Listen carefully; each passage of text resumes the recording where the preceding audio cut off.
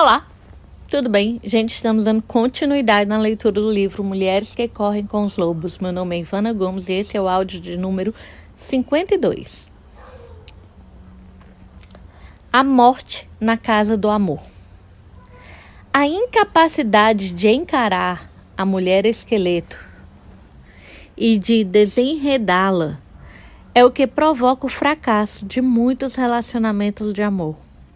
Para amar, é preciso não só ser forte, mas também sábio. A força vem do espírito, a sabedoria da mulher esqueleto. Como vemos na história, se quisermos ser alimentados por toda a vida, precisaremos encarar e desenvolver um relacionamento com a natureza da vida, morte e vida. Quando temos esse tipo de relacionamento, não saímos mais por aí à caça de fantasias, mas nos tornamos conhecedores das mortes necessárias e nascimentos surpreendentes que criam o verdadeiro relacionamento. Quando encaramos a mulher esqueleto, aprendemos que a paixão não é alguma coisa que se vai obter, mas sim algo gerado em ciclos e distribuído. É a mulher esqueleto que demonstra que uma vida compartilhada nos fluxos e refluxos, em todos os finais e reinícios, é o que cria um inigualável amor de devoção. Essa história é uma imagem adequada para o problema do amor moderno. O medo da natureza da vida, morte e vida, em especial do aspecto morte. Em grande parte da cultura ocidental, o personagem original da natureza da morte foi encoberto por vários dogmas e doutrinas, até o ponto em que se separou de vez da sua outra metade, a vida. Fomos ensinados equivocadamente a aceitar a forma mutilada de um dos aspectos mais básicos e profundos da natureza selvagem. Aprendemos que a morte é sempre acompanhada de mais morte. Isso simplesmente não é verdade. A morte está sempre no processo de incubar uma vida nova, mesmo quando nossa existência foi retalhada até os ossos. Em vez de considerar os arquétipos da morte e da vida como opostos, devemos encará-los juntos como o lado esquerdo e o direito de um único pensamento. É fato que dentro de um único relacionamento amoroso existem muitos finais. Mesmo assim, de algum modo e em algum ponto nas delicadas camadas do ser criado, quando duas pessoas se amam, existe um coração e um alento. Enquanto um lado do coração se esvazia, o outro se enche. Quando uma respiração termina, outra se inicia.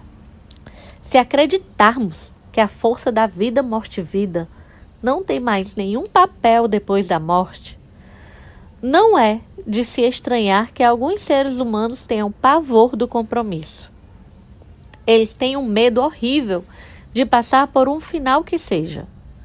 Não conseguem suportar a ideia de passar da varanda para os aposentos do interior da casa. Tem medo porque pressentem que lá na copa da casa do amor está sentada a morte, batendo com o dedo do pé no chão, dobrando e redobrando suas luvas. Diante dela está uma lista de tarefas. De um lado, os que estão vivendo, do outro, os que estão morrendo. Ela pretende terminar seu trabalho. Está determinada a manter um equilíbrio. O arquétipo da força da vida, morte e vida é extremamente mal compreendido em muitas culturas modernas. Algumas não entendem mais que a morte é carinhosa e que a vida se renovará com seu auxílio. Em muitos folclores, ela recebe uma atenção sensacionalista. Diz-se que carrega uma grande foice para ceifar a vida dos que de nada suspeitam, que beija suas vítimas e deixa cadáveres espalhados por onde passa, ou que ela os afoga e fica uivando noite adentro. Em outras culturas, porém, como na do leste da Índia e na cultura maia, que tem maior cuidado com o ensino sobre a roda da vida e da morte, a morte abraça os que já estão morrendo, abrandando sua dor e proporcionando alívio. Disse que ela vira o bebê no útero para a posição de cabeça para baixo, a fim de que ele possa nascer. Disse que ela guia as mãos da parteira, que abre o caminho para o leite nos seios maternos, e que ainda consola quem quer que esteja chorando sozinho. Em vez de criticá-la, quem a conhece em seu ciclo completo respeita sua generosidade e suas lições. Em termos arquétipos, a natureza da vida, morte e vida é um componente básico da natureza instintiva. Esse componente aparece em todas as mitologias e no folclore do mundo como Dama del Morte, a morte, Coatlicue, Hel, Betcha, Kuan Yin, Baba Yaga, a Dama de Branco, a misericordiosa Beladona, e como um grupo de mulheres chamadas pelos gregos de Graeae, as Damas Cinzentas. Desde Abaxi, em sua carruagem feita de nuvens da noite, até lá Lorona, a mulher que chora junto ao rio, desde o anjo sombrio que afaga os seres humanos com a ponta de uma asa, fazendo com que caiam em êxtase, até o fogo fato, que aparece quando uma morte é iminente. As histórias estão repletas de remanescentes de antigas encarnações da deusa da vida, morte e vida. Grande parte do nosso conhecimento da natureza da vida, morte e vida é contaminada pelo nosso medo da morte. Portanto, nossa capacidade para acompanhar os ciclos da natureza da vida, morte e vida é muito frágil. Essas forças não fazem nada a nós. Elas não são ladrões que nos roubam aquilo que prezamos. Essa natureza não é um motorista irresponsável que destrói o que valorizamos e foge em alta velocidade. Não, não. As forças da vida, morte e vida fazem parte da nossa própria natureza, como uma autoridade interna que sabe os passos, que conhece a dança da vida e da morte.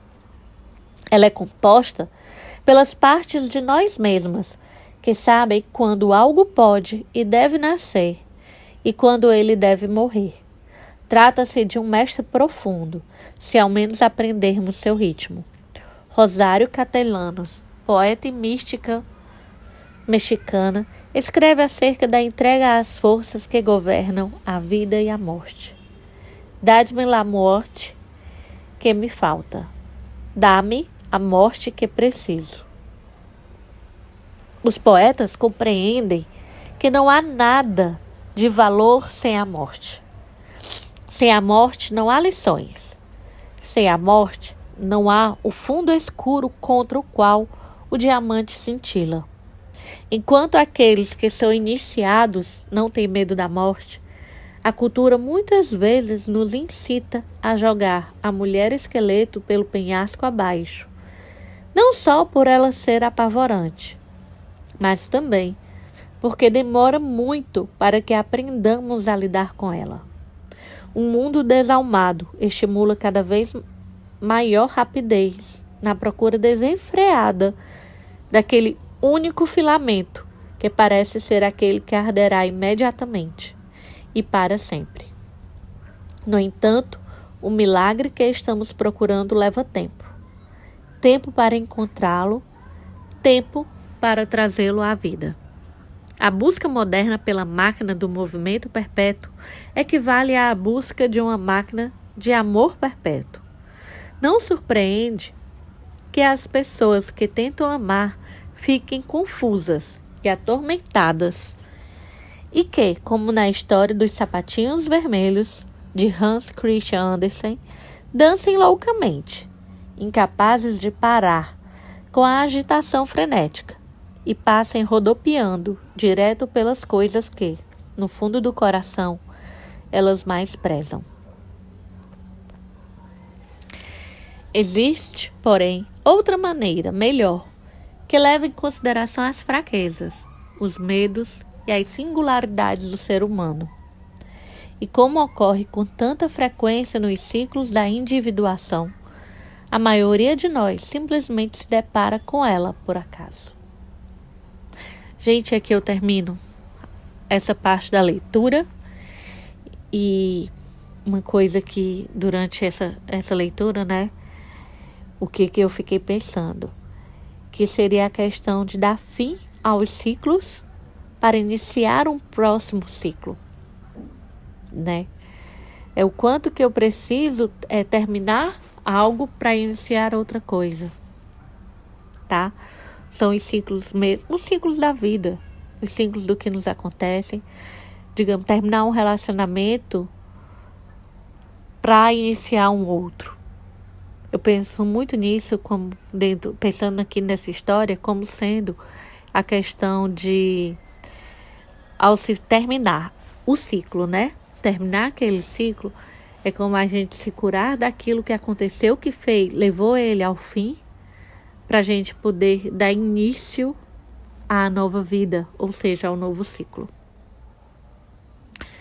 Mas ainda tem mais aqui do capítulo, né? E vamos dar continuidade à nossa leitura. Nos vemos no próximo áudio.